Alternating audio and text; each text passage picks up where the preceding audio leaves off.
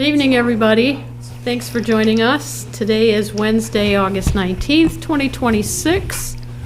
It's 5:38 p.m. We're a little delayed because we had a work session prior to this meeting. And we are going to start with the pledge, if you'll join us. I pledge allegiance to the flag of the United States of America and to the republic for which it stands, one nation, under God, indivisible, with liberty and justice for all. Okay, thanks. So this is our regular Marquette Township Board meeting, because I said work session. I didn't want to confuse anybody that might be listening to this. That was at 4 o'clock this afternoon with the rec committee. So if you would start, please, with roll call, Randy. Trustee Kidda? Here. Trustee Leighton? Here. Trustee Olson? Here. Trustee Winslow? Present. Treasurer Rick Auer? Here. Clerk Rattari is here, and Supervisor Durant. Here. Staff present is Manager Kangas. Our Fire Chief Dan Shanahan is here, and our Finance Director Kim Clark is here, and our Planner Zoning Administrator Jason McCarthy is on Zoom. And I was just going to turn my phone off, if everybody would do that too, please, and make sure your microphones are on, because I expect everybody to say something at least, right, during the meetings. Okay, any public comment before we get started tonight? Anybody wish to address the board? Sure. Name and address, please, sir. My name is Timothy Luma. I live at 2212 Summit Street, right across from the hockey rink. And I have a letter that my wife and I prepared that you may have seen it yet. Yep, I got it this morning, yep. And I did read it at the rec committee meeting that we just had, and I was going to read it here, but you're totally welcome to do it yourself. Okay. I read everything, including our ordinance section, so Okay, great. feel free. Our names are Tim and Brenda Luma. We live at 2212 Summit Street, across from the ice rink at Lions Park. We'd like to address the noise issue regarding the pickleball courts on Cherry Street. Even though we live in the opposite end of the park, approximately 450 feet away from the courts, we clearly hear the loud, distinct popping sound of the ball hitting the paddle every time someone is playing pickleball. We have been shocked and alarmed at how much noise is generated from the courts. According to your own Marquette Township noise ordinance 091801, and I have attached here, but you're familiar with the zoning ordinance. Excessive, unnatural, unusually loud disturbs the peace and comfort of the public. It describes the noise emanating from the pickleball court in a nutshell, 4 courts to be exact. The excessive noise violates the township noise ordinance as written. We respectfully urge you to ban the use of the pickleball courts because it disturbs the peace and comfort of the people in our neighborhood. And it's not much different than the hockey rink either, but I don't want to take away from that. I know that the real issue here, one of the board members brought up, is how do you enforce people bringing their own stuff, or prevent that? And I can tell you it doesn't work with hockey, so it's not going to work with pickleball. And the soft paddles and all that are fine and dandy, but people are going to show up with their own equipment. And we don't have any way of enforcing it. It's unfair for any of the citizens to come out and have to be the enforcer. And not everybody's going to call the police. They're going to try to be respectful at first. But I know when I'm working in my garden, and there's a succession of slap shots, and I think we have the worst hockey players in the county because they can't seem to hit the net.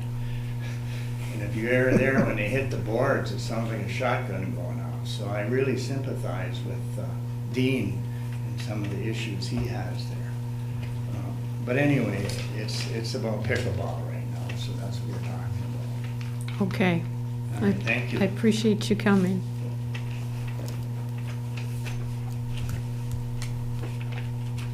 I can put that in the bottom. Anybody else wish to address the board before we get going? I would would like to. Absolutely. My name is Brenda Luma, and I'm married to Tim. And my address too is 2212 Summit Street. And I just wanted to say a couple things. My husband and I, we moved across from the ice rink. It'll be 11 years in October. And obviously we knew there was a park there, and we don't mind the park being there.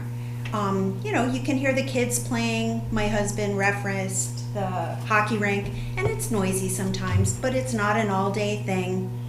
You know, it's occasional, and I love hockey, so I put up with it okay. We like tennis. My husband and I played tennis all the time. And so I appreciate people wanting to get out and do their sports and have fun. But I do have to say, the pickleball courts, it is shocking how loud that pop, pop, pop. And we live at the total opposite end, and I can tell every time they're playing. If we want to go out on the porch and have coffee, all you hear is pop, pop, pop, and there's 4 courts, and there's 4 people playing on each court. That's 16 people. So again, you hear, yeah, ah, ah, you know, I mean, you hear 16 people yelling if there's 4 courts going on. And again, we hear the kids playing, so that's not the worst, but that popping noise is annoying. And I don't feel like we're frivolous complainers. We used to get pucks in the yard all the time. And we brought a bag of 27 pucks to Randy Gerard and said, you know, this is kind of dangerous in the winter, running over them. And everybody responded. You guys put the extra fencing up, and it kind of solved the problem. Now maybe we get 3 or 4 pucks. So we're not trying to be whiners or complainers or frivolous, but when you go out in the morning and you sit on your porch and you're having coffee and all you hear is pop, pop, pop, or after dinner and you sit out on your porch and you hear pop, pop, pop, you know, it's loud. It's not like tennis, which is kind of muffled. And I know my husband and I have played tennis on, I don't know if it's Sands or whatever, off County Road 480 right there. That would be the perfect place for pickleball, because you're not in a neighborhood. And I don't think this park was designed to have pickleball courts, because it really is noisy. You know, so I just want to say I appreciate your attention, like to the extra fencing with the pucks and stuff, and we really would appreciate it if you guys could do something about the noise of the pickleball courts. Thank you. Thank you. Appreciate you coming.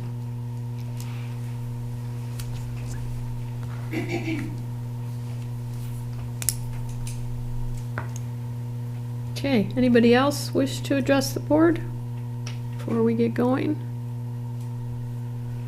Okay, any comments on what we heard? Gentleman and lady? Up to you. No? I guess I have one question. So Denny in our work session said that you can't measure the noise by decibels. And he said it's more of a pitch or a velocity. I'm asking those who live there, what would be a good comparison to that noise? Like a firecracker, a gunshot? Basically, it's like hertz where you measure it at the that's a wind meter, which I measured it was 78 on average before the installation of an LCD2. So it is for like a 22 rifle.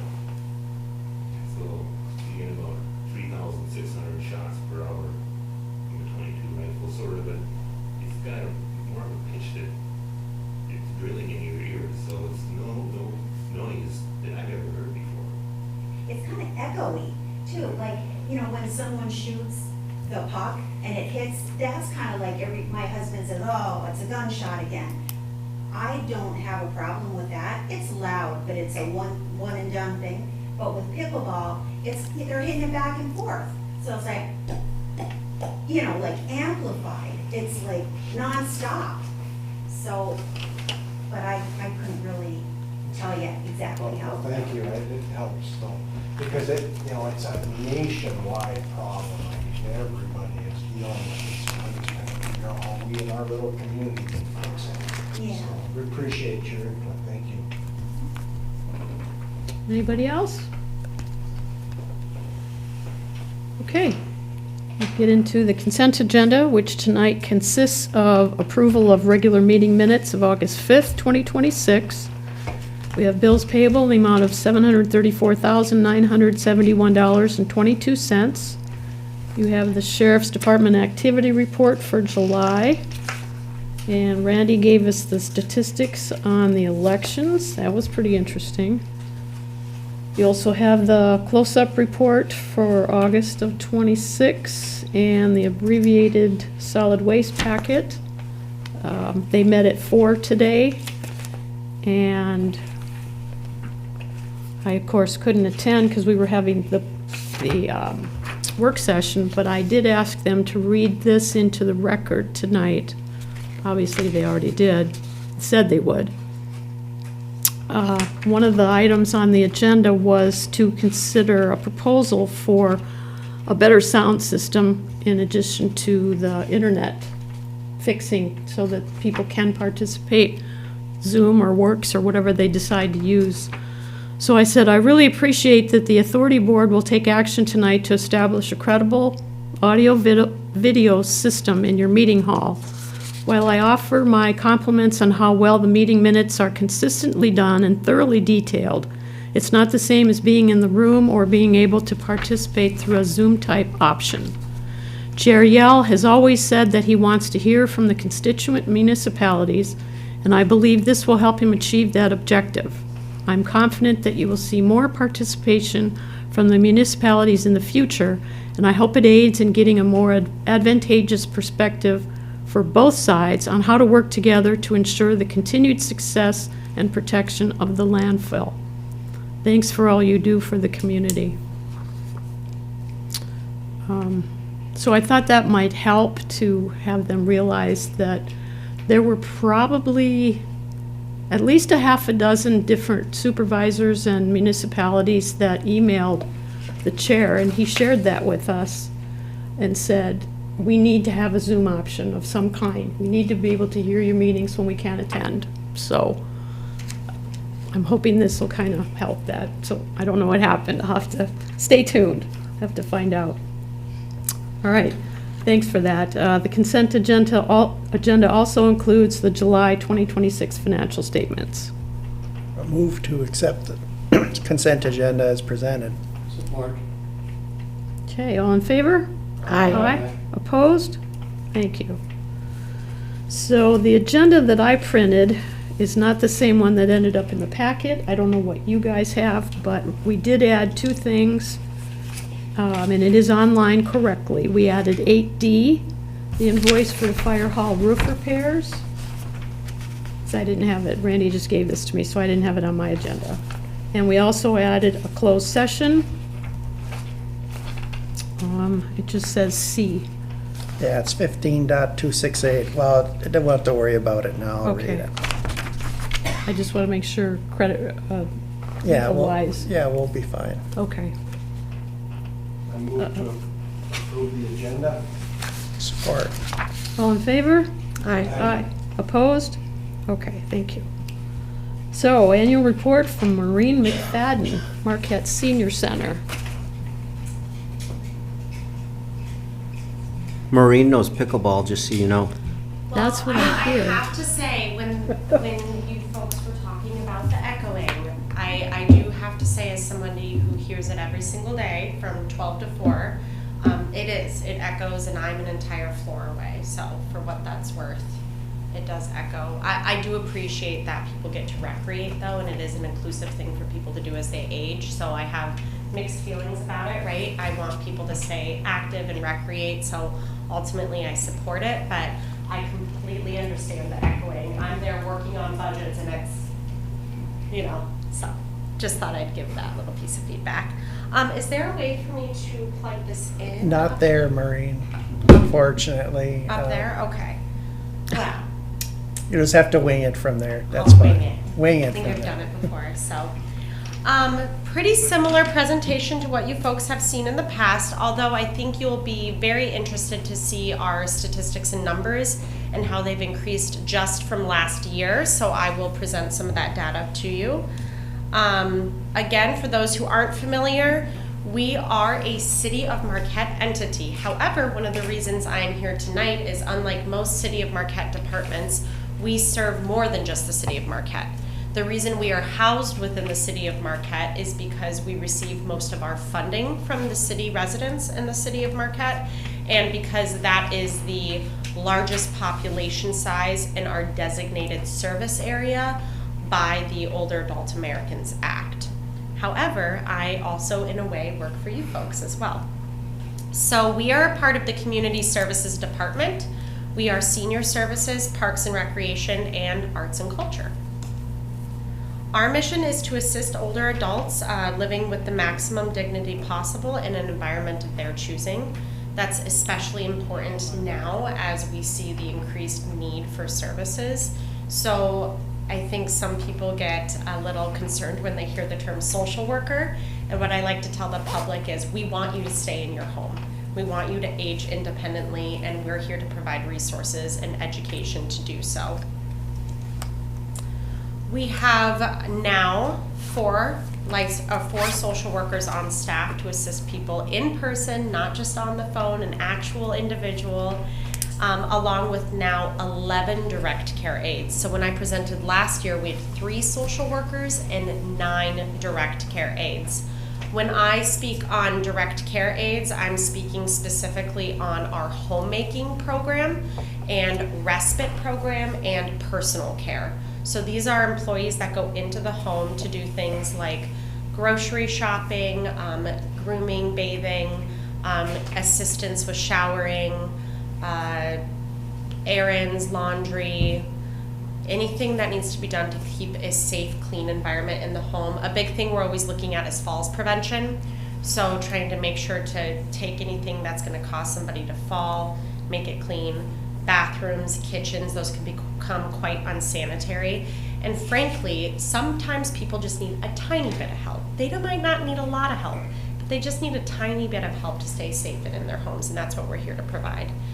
We have 200 clients on that program. When I started 8 years ago in this role, we had 147. So you can just see how that need has increased. We have 30 people on our waiting list at this time. When individuals are on our waiting list, because I know that is a concern from representatives that I sometimes get, we do our best to give individuals fill-ins so they at least get some service when they're waiting for a permanent spot. We have myself, our administrative assistants, the 4 social workers, a arts and senior services coordinator, and those 11 direct care aides on our staff. Eligibility requirements: you have to be 60 years or older to receive our social work services, and you only have to be 50 to do any of our recreational programming. So that is our outdoor rec program, our senior arts program, pickleball, any of our falls prevention programming, and then we do offer one-off intergenerational programs as well where there is no age requirement. We really are encouraging people to start using our services sooner before they retire, so when they take that big step of retirement, they're already connected with us and feel comfortable. We are zero cost to clients in our service area, and we are primarily funded by the City of Marquette Senior Services Millage and the Marquette County Senior Services Millage. So that's individual taxpayers in those individual areas paying, in their taxpayer dollars for our services. We also write copious amounts of grants every year and encourage donations, as the cost per capita per resident is quite low for our services. Our coverage area is the City of Marquette, Marquette Township, Chocolate Township, and Powell Township.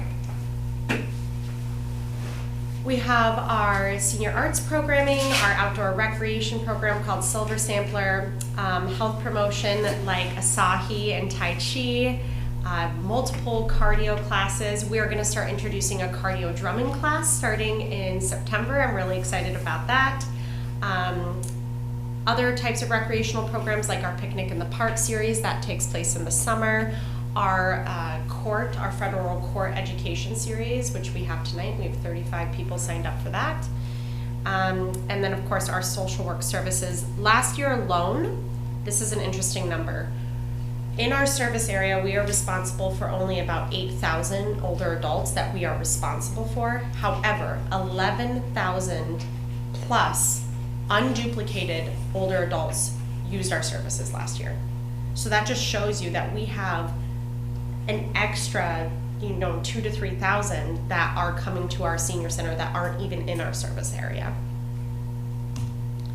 So service area statistics, this is from the 2020 census data, so it is outdated.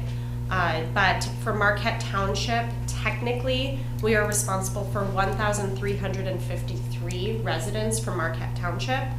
Marquette City is 4,752, Chocolate is 1,846, and Powell is 345, sorry. I will say this is 6 years old at this point. I believe that is quite outdated. So I expect it to be more, and I'll reference a study done by Marquette County later to kind of reflect that. So Marquette Township, as it stands, is 1,353. That's quite a lot of people. For the last quarter of social work services that we provided, Marquette Township residents, we saw 67 people for case coordination and support, so that's like case management, day-to-day help with things. We saw 61 people for homemaking services, so that's increased in Marquette Township by about 20 people from last year. It's quite large. We've seen 3 individuals in Marquette Township for personal care, 19 for financial management. That does not include our tax program we do with AARP. That's purely like Medicare, Medicaid assistance. And 123 people for information and assistance, and 110 people for our foot clinics and our blood pressure clinics. We talked about our art program. I want to say that our participation in our arts program has doubled since last year. Last year it was in the 400s, this year it's in the 800s. Silver Sampler has increased from the 700s to over 1,000. I don't know what's happening or what's in the water the last year, but I don't have a program coordinator on staff, so it makes my days quite interesting.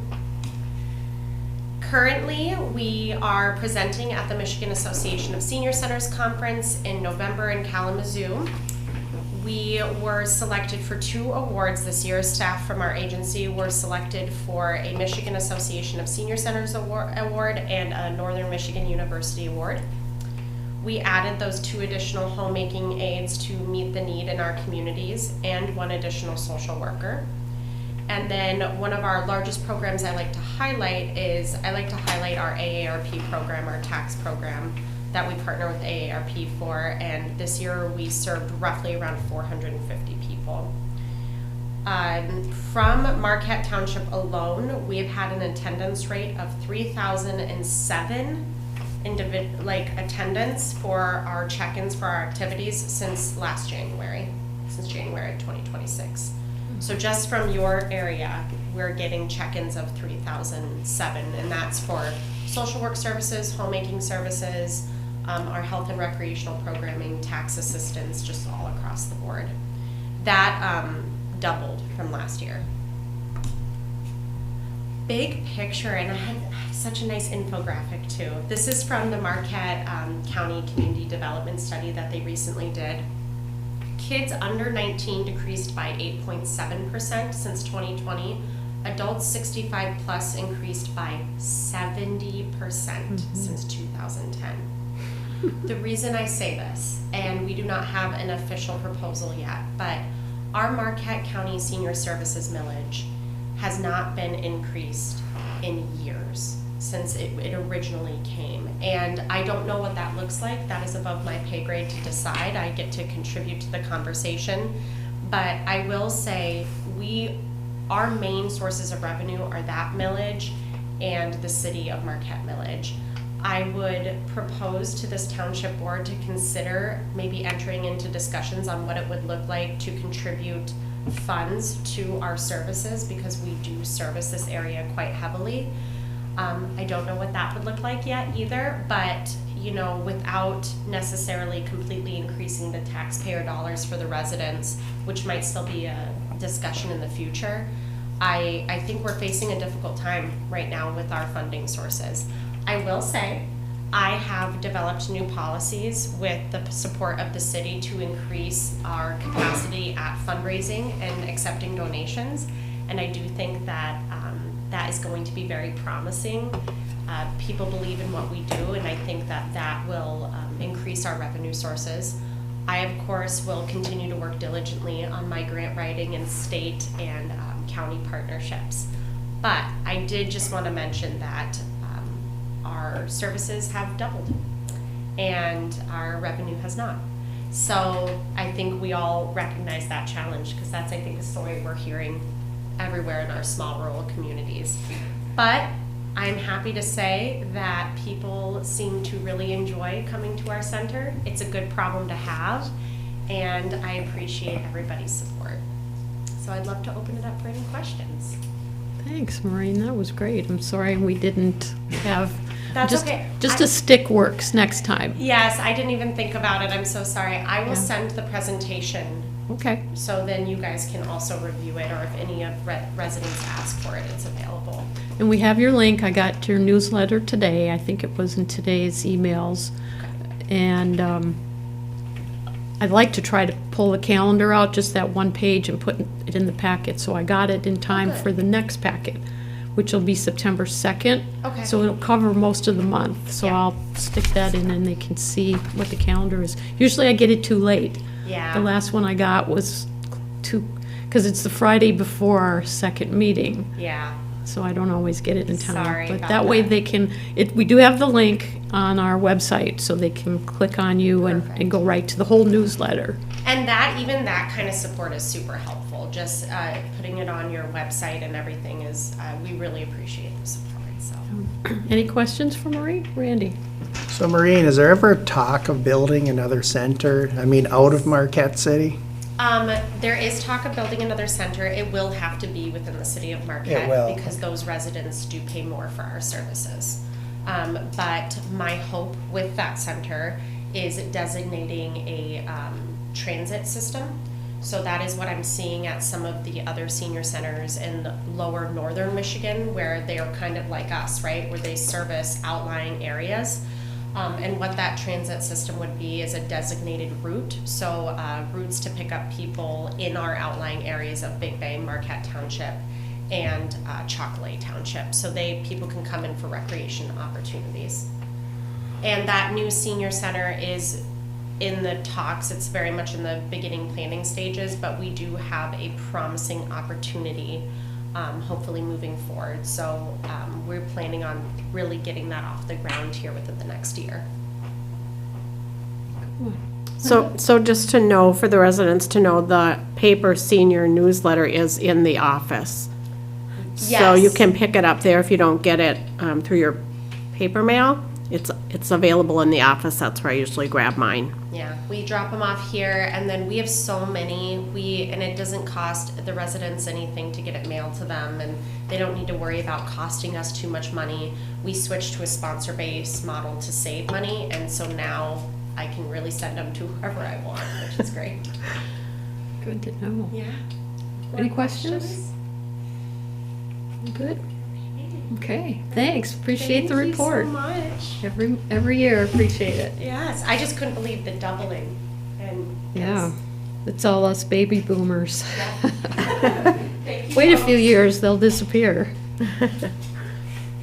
Okay, Mr. Chief, you're up. Chief Dan.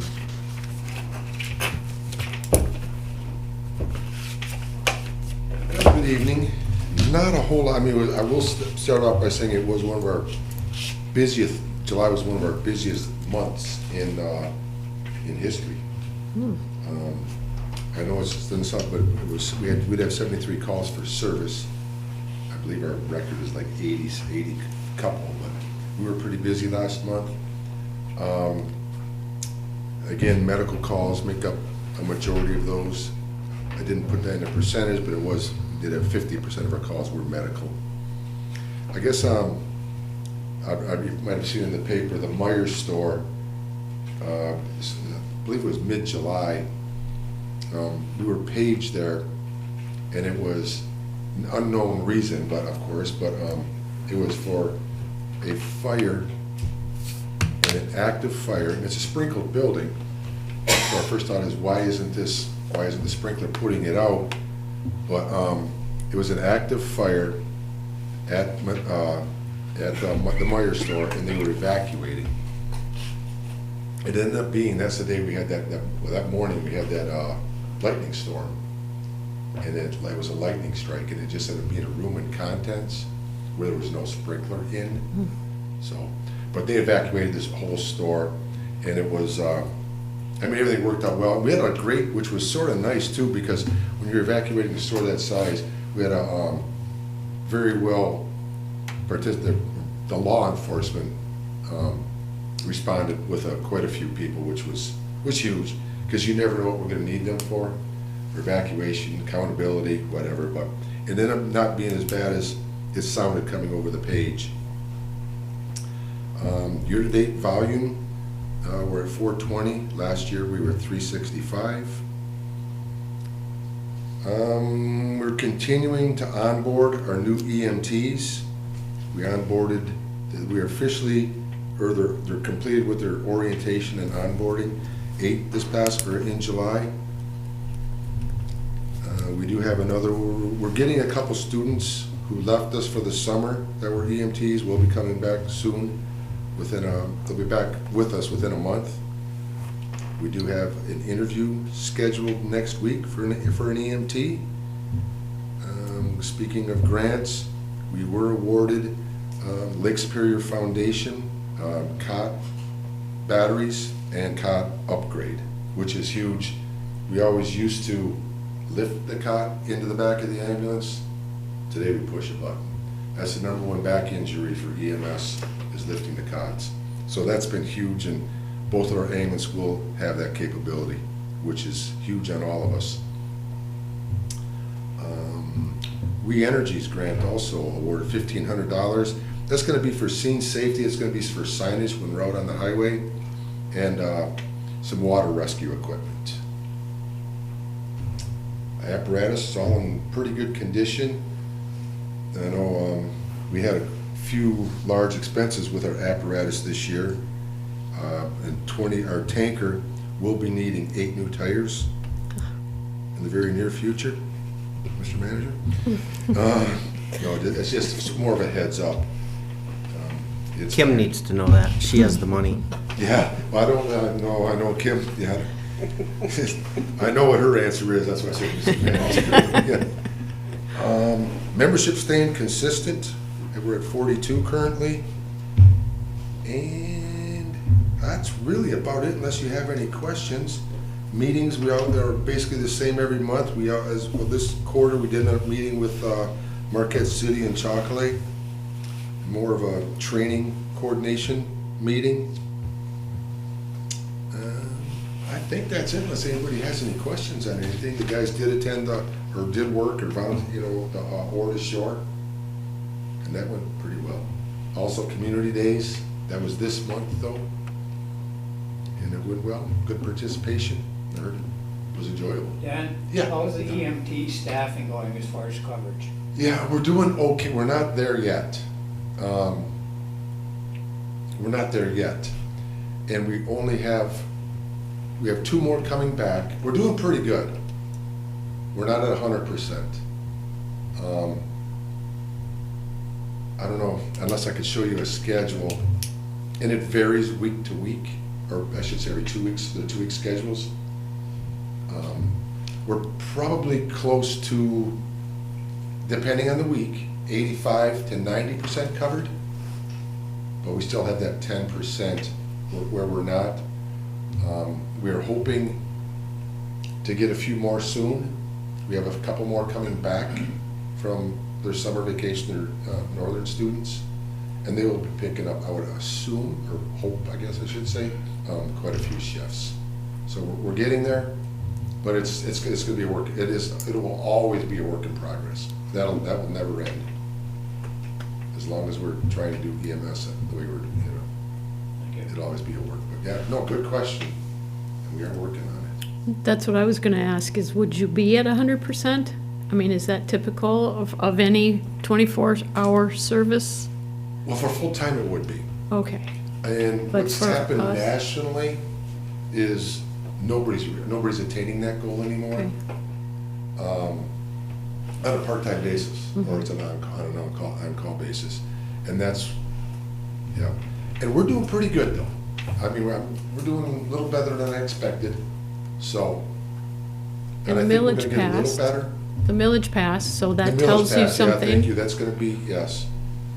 So. Tells you we the want public to are make that work. behind you. We really do, I know. And, but like I said, it'll be a work in progress, and it always will be.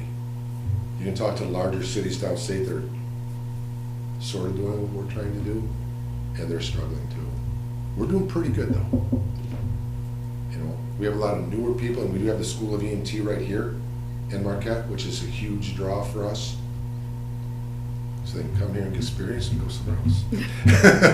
I'm kidding, but not, you know. They're not gonna wanna leave you. Firefighter in Marquette City, you know, firefighter EMT. So. Any questions for Dan? Okay, Have a good thanks, night. appreciate you. Do we have Lenny? No, Lenny is off today. Okay, He's got a written report though in there. Lynn, Yep. so. is there anything you wanna highlight, John, or we're okay from Public Works? There's just one item on the agenda for action later that I'm prepared to speak about. Okay, sounds good. Planning, I see Jason. Thanks for joining us. I saw you at the rec meeting shortly. I know you had to run home and get ready for this. Yeah, more so to feed the dogs and let them out. yeah. Good evening. At the regular meeting on August 12th, the Planning Commission approved a short-term rental at 305 Lake Enchantment Road. So that is an additional short-term rental in the community. At the same meeting, we also set a public hearing for a proposed map amendment to the zoning map at 625 County Road HQ. So that's Fit Body Boot Camp and formerly Peak Fitness. And one of the reasons that we have design standards in the township, actually. And the exciting thing about the map amendment is that the proposed reuse of the building is to accommodate light manufacturing or high-tech industry research and development type of business, which we've been trying to grow that market in the community. And so there's a real opportunity there, and we're hoping that that will go through smoothly. So far, the applicant has done everything that we need them to do. But essentially, what would happen if the zoning map amendment was successful is that that particular land use would then be eligible for a special use permit in the general business zoning district. And of course, notifications would be sent out and there would be a public hearing on that. So if you recall, a special use or a conditional use is not permitted by right. It requires that a public hearing be duly called and neighbors within 300 feet of the property have an opportunity to speak on it. But also, the project can either be approved, denied, or approved with conditions. And some of those conditions could potentially be to improve some of the site details that maybe lack on a commercial development that we would expect in our community. So behind the scenes, we're going to have some of those conversations ahead of the public hearing, but ultimately, if that moves forward, that will come to the township board for your vote on that. So that would happen probably September, October timeframe. I'll keep you posted. Along with that, and in conjunction with that, actually, we're going through the zoning ordinance and updating, new land uses and defining them. Obviously, leading heavy on housing projects and trying to, align some of the items that were identified in the master plan with the zoning ordinance. So the zoning ordinance comes through and helps do that. The master plan is more of a guide, And the zoning ordinance is, of course, the actual document that creates laws that help affect that type of thing. So all of that will also come to you. And so what we're doing is we're going article by article. So we're not looking to schedule a public hearing every month to update the ordinance. We're looking to compile all of those proposed changes, get them in a solid draft form, and then have a public hearing at the planning commission level and get some more input on the proposed changes. And then once that's complete, if it moves forward, it would go to the county planning commission for their commentary. Obviously, Roger would have a crack at it to make sure we're not doing anything unconstitutional. And then it would come to the township board for your approval. So all of that will be presented to you at some point. Hopefully, I'd like to get through it before the next construction season. So thinking a good project to wrap up during the cold of winter. But maybe it'll happen sooner than that, I don't know. The Recreation Committee, you guys probably have a copy of this planning and zoning update in front of you. I will say that under the the fifth or the fourth bullet point, the Recreation Committee did meet last night, and they made a couple of motions. One is to recommend to the township manager, which is what the bylaws say for the rec committee, which would then come to the board, I'm sure, for budgetary reasons. But recommended to Manager Kangas that a $50,000 contribution or allocation is made towards recreation for the next 5 years for recreational opportunities where and when feasible. And also, the second part of the motion was to begin planning, drafting some language for a potential recreation millage. So those motions are recommending that Manager King and I guess would support those things. Of course, you're ultimately deciding on that, but more will be coming from the Recreation Committee on that, as you kind of heard tonight. Some big ideas going around, which might be advantageous. We haven't had a Natural Resources Trust Fund grant in a while. I think the steam or the juice that the Recreation Committee currently has. So we've got some strong members, and they realize even through the master planning process how much recreation was actually discussed in the master plan. The master plan's a land use document, but recreation was a big part of it. So more on that. On July 21st, which was last month, I don't know if I gave you an update since then, but we issued 27 zoning compliance permits that were not long overdue, but we're waiting for a long time to issue those. So I believe the residential structures should be going vertical this week, if not already, and that's exciting. So we were able to get phase one, essentially, of the Heritage Trails PUD off of our plate and into the hands of the developer, and they are going. Project remains ongoing. Property maintenance is also ongoing. But I do want to note, upon some recent travels up north on County Road 550, that there has been some significant progress on a couple of the worst properties there that are rather highly visible. So we're happy with that, and we hope to keep that going. And then, of course, being this time of year, we're inundated daily with various requests and questions, and we have a 24-hour rule on getting back to those. So, office is busy, and we're firing on all cylinders right now. That's all I have for you. If you have any questions, I'd be happy to try to answer them. Sounds great. Anything for Jason? Okay, thank you, sir. Appreciate the report. Thank you. Have a good meeting. You too. Yeah. Okay, we don't have an attorney tonight. That's all right. We'll corner him to give us a report. Community linkage. A few meetings I went to the last 2 weeks. The partnership, the LSCP, had their quarterly Economic Alliance investors meeting this week, which puts a lot of, we're members, so that puts us around the table with a myriad of different kinds of companies and businesses.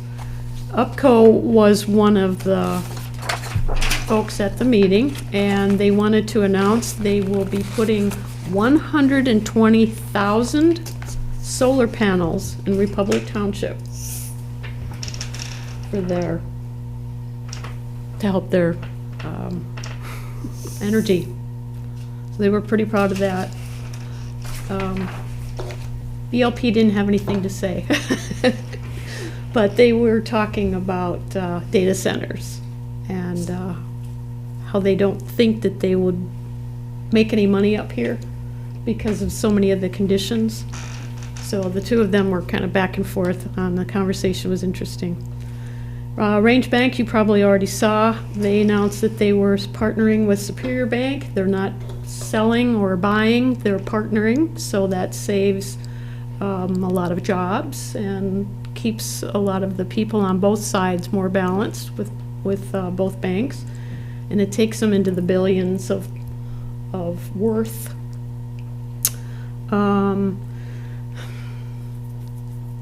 The Starbucks Road came up in a rather lengthy discussion. The Goodwill owner, I believe, was at the meeting and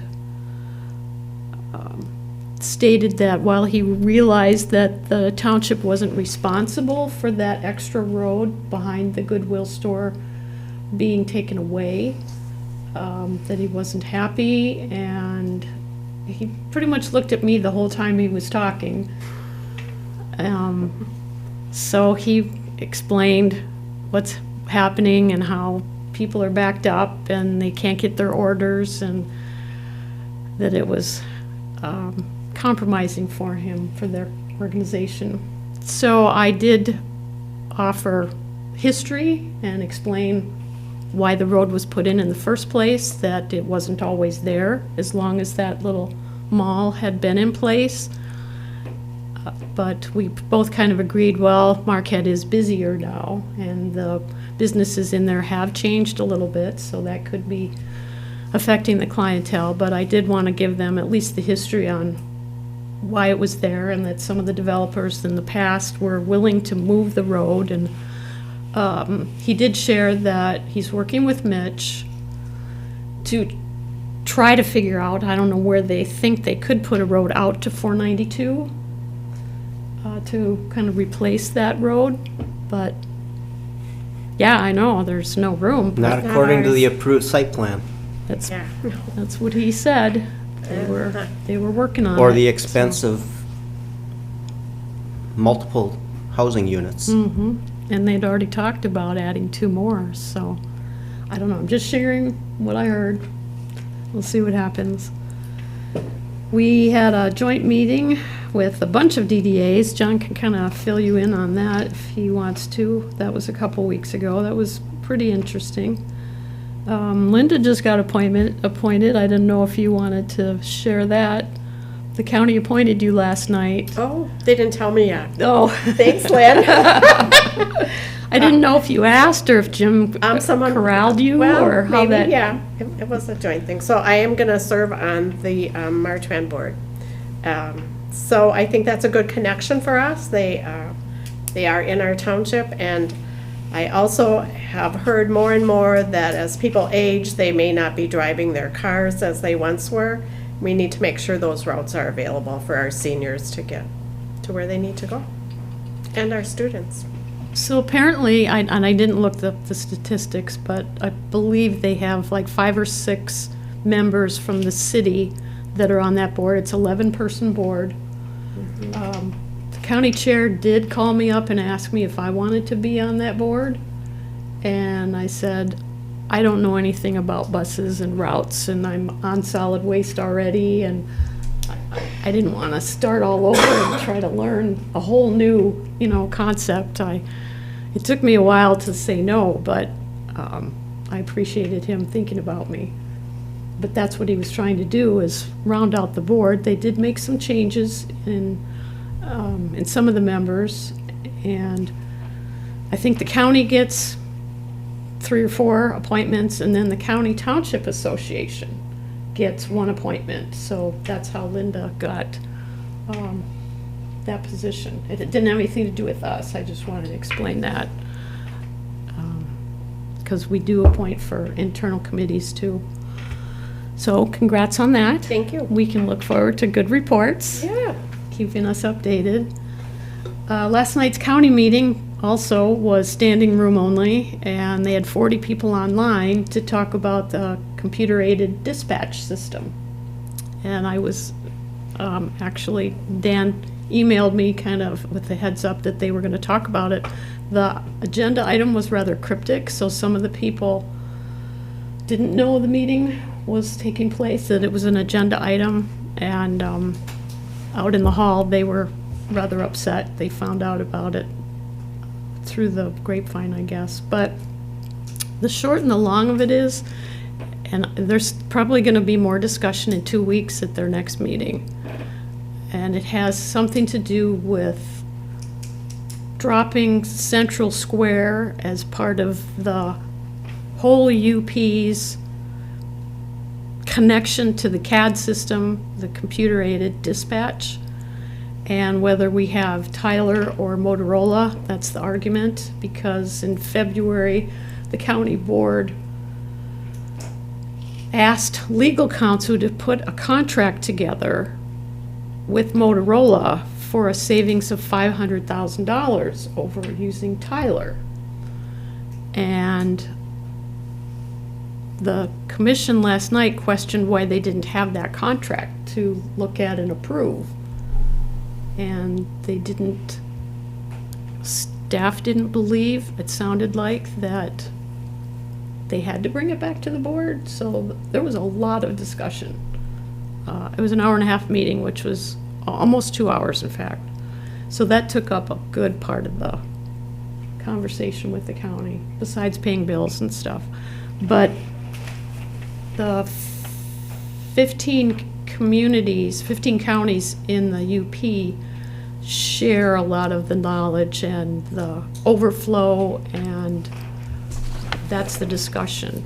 There were fire chiefs there were EMS people, there was dispatchers, and many of them spoke. I didn't count how many, but they were upset that the change was going to be to keep Motorola and not go with Tyler like all the rest of the counties are.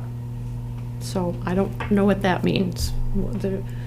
The chair said, this is confusing, there's misinformation out there, I'm going to talk about it again, we're going to bring it up. So people were not happy. So I just thought I'd share that. That's all I know. Anything you're hearing from the public or your neighbors, or anything you want to share coming up? Okay, maybe that's good. All right, let's get through these other items. You might remember that we had both of the 4029s on the agenda last meeting, and we did the DDA one that was approved, and the EMS millage had been approved in the meantime, so we did not approve this one for the township last meeting. It's in front of you to approve tonight. I'll make a motion, we approve the 2026 tax rate request for the township L429, and that's a roll call vote. Support. Okay, questions from anybody? This is operating funds, roads millage, fire equipment, police, library, Fire Act 33 monies, and now the EMS millage. Yeah, the only thing that's pending on this is the library millage, which will be on the ballot in November.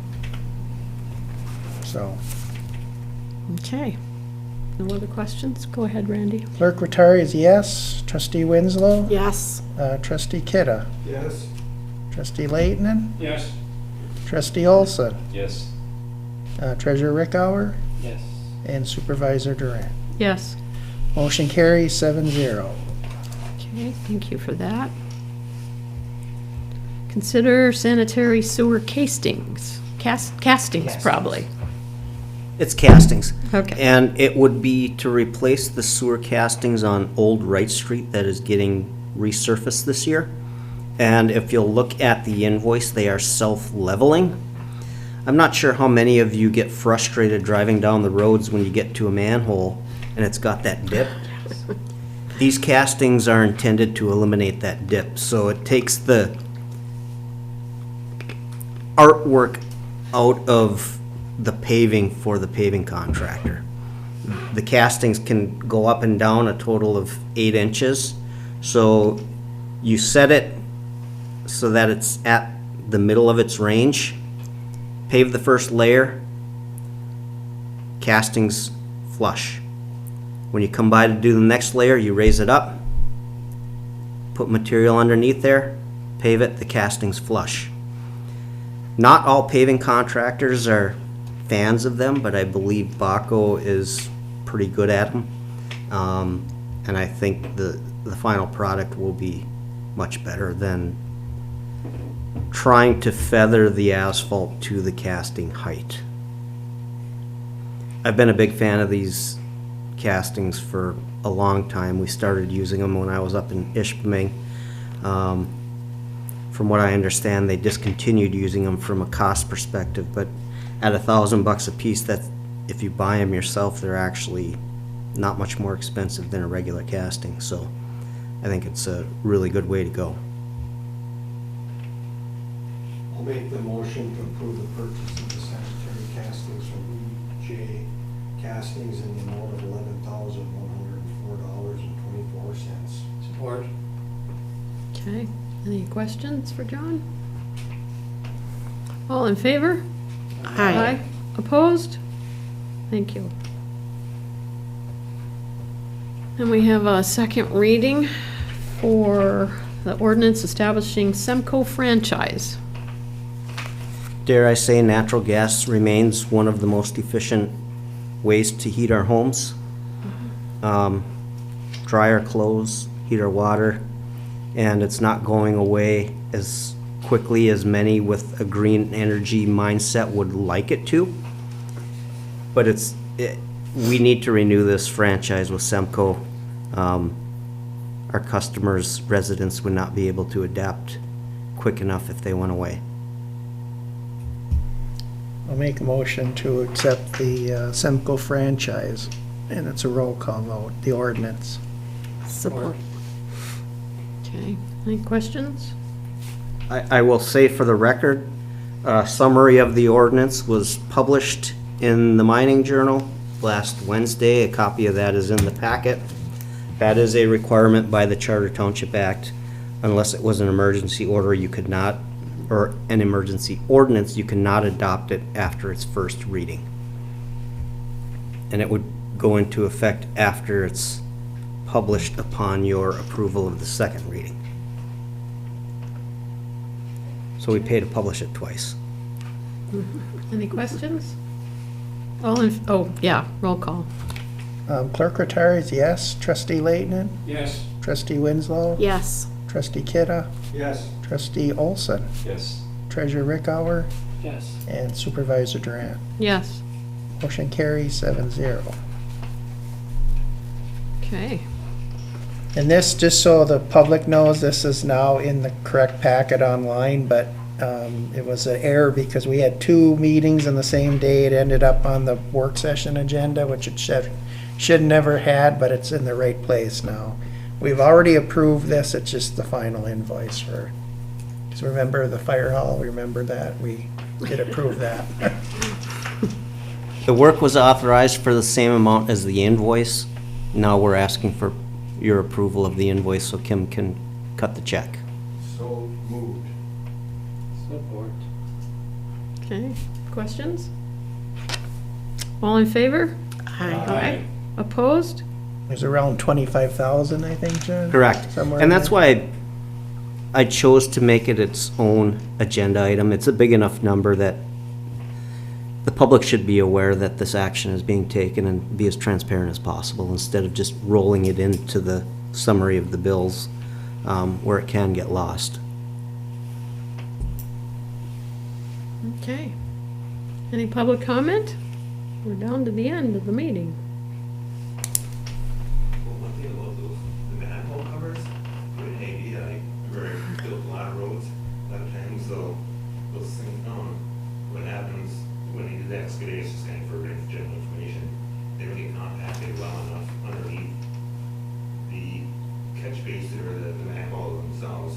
Every time you fluff up dirt, if you put it back in a hole, 20% of it isn't impacted, and then it will shrink over time to 20%.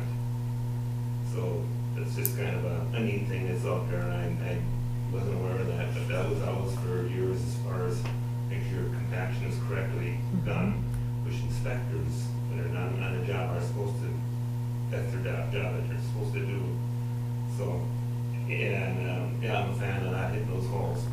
And one thing they have to be careful, if they are adjustable after a while when they plow and wear it on the blacktop, you just start hitting the manhole covers. That gets kind of hard on the plows forehead. Yeah. I did forget to mention, they're called self-levelers, but they don't necessarily stay level. They take the shape of the surface of the road. So if the road is actually angled, the casting will angle to the shape of the road. So it's not truly self-leveling, it's matching the profile of the road surface. And when you drive over it, you might hear a little bit, but it won't be or you won't do the drunken weave that you see a lot of people do to avoid them, right? I do it. Yeah. 3rd Street in Ishpeming is my favorite. I did that for 8 years. Any announcements from anybody? Nothing from Randy? No, elections are over. We'll probably be looking at getting absentee ballots. I got an email from the county clerk yesterday making sure our millage is where it should be, and it is for November. And we'll be looking at for probably getting absentee ballots out the last weekend in September or first week in October. And if any of the residents are listening and you leave town before the end of September, let me know or let our office know. So when we mail out the ballots, they don't just come back to us because they don't forward to your winter address. So make sure you let us know if you leave early so we can get your ballot to you. Good thing. Managers report. I thought about whether or not I wanted to do this, but if Pete were here, he would appreciate me doing it. And I saw Pete last night. I thought he was doing pretty good. Thanks, Linda, for pointing out the fact he was there. It was good to see him. You may recall Pete was always worried about the safety of kids around the neighborhoods and all that. And it's not just the kids. Pretty sobering news today. You may all be aware my oldest son goes to school in Tennessee on a cycling scholarship. All the schools in that conference, their teams were participating in team camps this week. Milligan University, which is the closest to where my son goes, their team was hit by a vehicle today. 2 of their athletes were killed. Another was evacuated by helicopter. Just a reminder to everybody out there, I'm a cycling commuter myself, as is the treasurer. We're human beings out there. What's on your phone can wait. If you're drinking, if you're high, somebody else's life is in peril, if not your own. 2 19-year-old kids, sophomores in college, are no longer with us. Just a tragedy. So keep that in mind when you see us out on the road, whether it's training, commuting to work, going to the grocery store. We have bikes for every reason these days, and we also have a lot of seniors that are getting back into cycling with the advent of the e-bike, the popularity of it. Another quickly growing activity for our aging community, which is very important. We all need to be protected out there, and when we're on the road, we have to share it. So many times, drivers will speed up to pass a cyclist too close for comfort, instead of waiting 5 seconds for the oncoming car to pass first. Life is absolutely too short. The blunt statement is use your head. Pay attention, yeah. Yeah. I mean, it's so tragic to hear stories like this, and it's happening all too often. Pete, I hope you watch this. I'm thinking about the reminders you always gave us. It's very important. With that, I would like to relinquish some time to DDA Chair Sved to discuss the Downtown Association meeting if he'd like to share a few words. But the one thing I should note about the township's DDA, we are not a traditional DDA anymore. We used to be funded by TIF revenue. We no longer have a TIF district.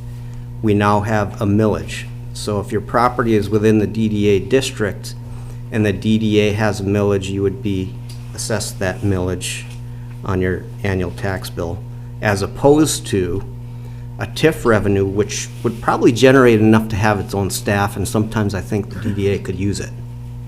Would that be fair? There are times that we probably could use additional help besides relying on township staff to get everything done. It was really neat to see how many people were there, 60? 40? Somewhere around there, 60? 40 to 60 range. I didn't do a count, but yeah. Yeah, lots of people have the exact same concerns as we do. There's people struggling to figure out how to make pathways and safe travel between pedestrians, cars, and bikes.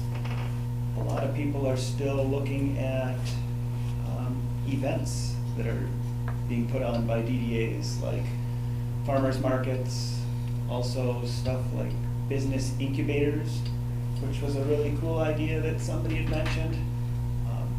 They just build like 10 by 12 foot sheds and wire them up with electricity and let businesses rent them, like startup businesses. So rather than spend $3,000 to $5,000 a month on rent to try to get your business venture going at a mall, which we don't currently have either, you could rent it from the DDA for $100 or $200 a month just to cover electricity. And they said that about 50% of the people-ish make it and end up, going to brick and mortar, and the other 50% go back to a W-2 job, where it's much easier than relying on yourself for income. So, I think we got a lot of ideas out of it. There was also a lot of people talking about bylaws and legal stuff that we hadn't delved into much recently, so I think we'll take another peek at those, have Roger look at them, make sure that we're all up to par where we should be. Aside from the meeting, the pathway is getting really close over here. The pathway's been started on Wright Street as well, or at least construction has been started, so those two projects that we started talking about in 2020 should come to fruition in the next month or month and a half. So, good stuff. 6 years later, let that be a lesson. If you are planning on using small local revenues to leverage a much larger grant, add 5 years. In this case, 6. And that's what they said at the Downtown Association meeting too. As soon as you add this grant money, you have to add a significant amount of time. Remember how I said I'm frustrated with bureaucracy? And we have it here. I'm sure Mitch could give us all an earful about it. In fact, my phone was blowing up because of Mitch yesterday. It's on one thing after another in that world, right? And the construction season is so short. I totally understand his point, and we addressed his issue first thing this morning, but grant money is good if you have patience.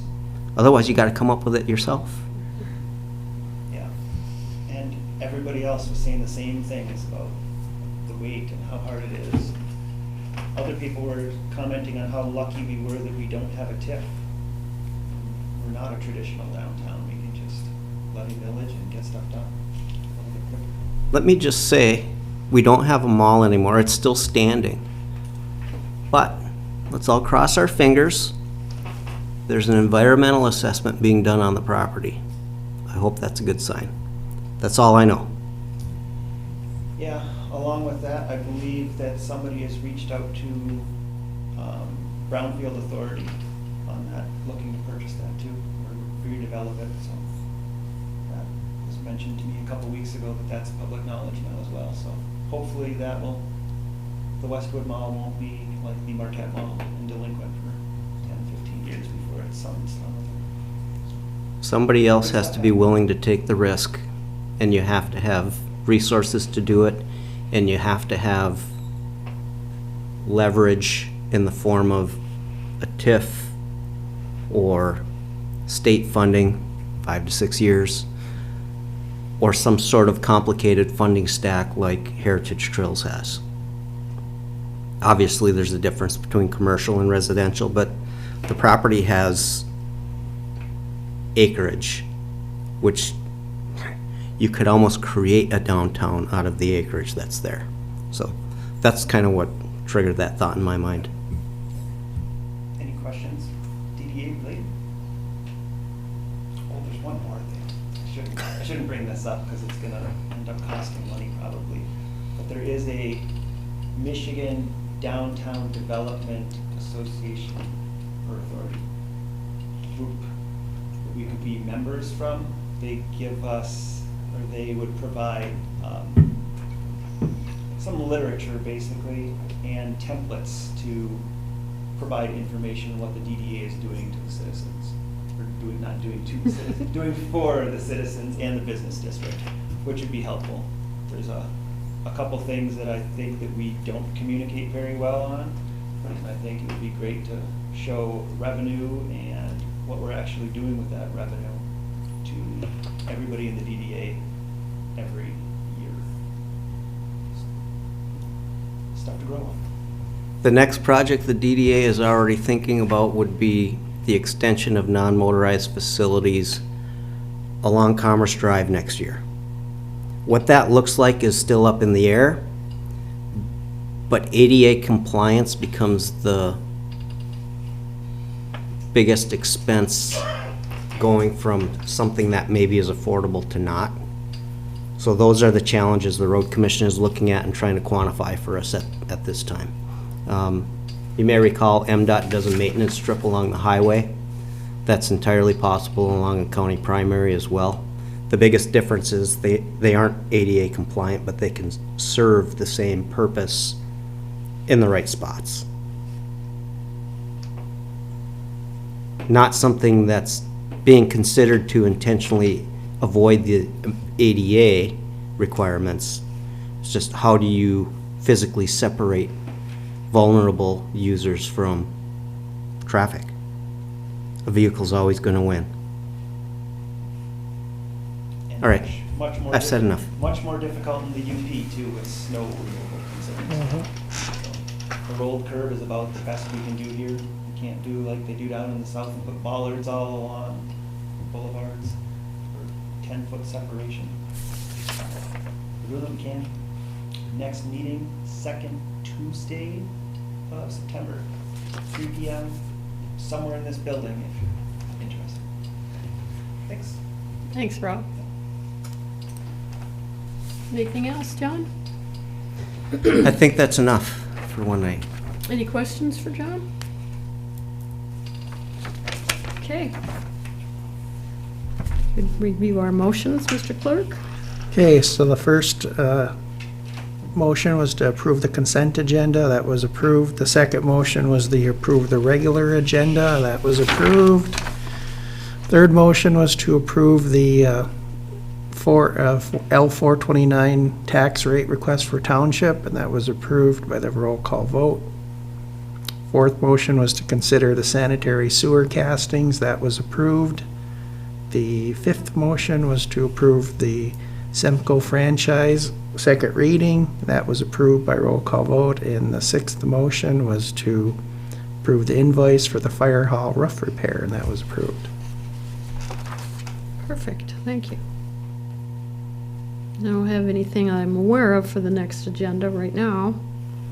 Our next meeting, September 2nd. Any comments? Anything anybody wants to share?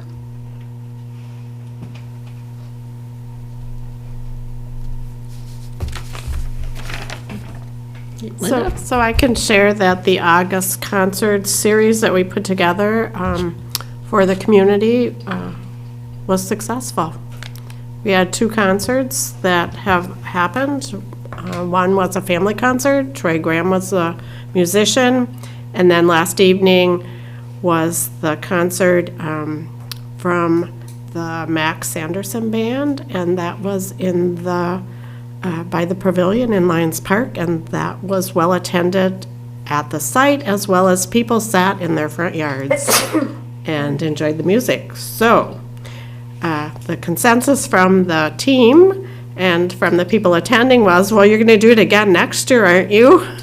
So we'll get together and make that decision. And there were lots of thank yous to the township for supporting this.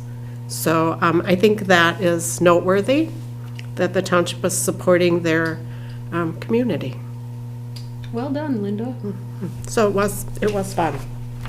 And it wasn't loud. You weren't under the pavilion ever.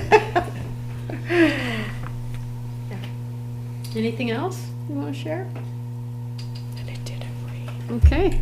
Okay, I'll make a motion to enter in the closed session, MCL 15.268 subsection C, for strategy negotiation sessions connected with negotiation of a collective bargaining agreement if either negotiating party requests a closed hearing.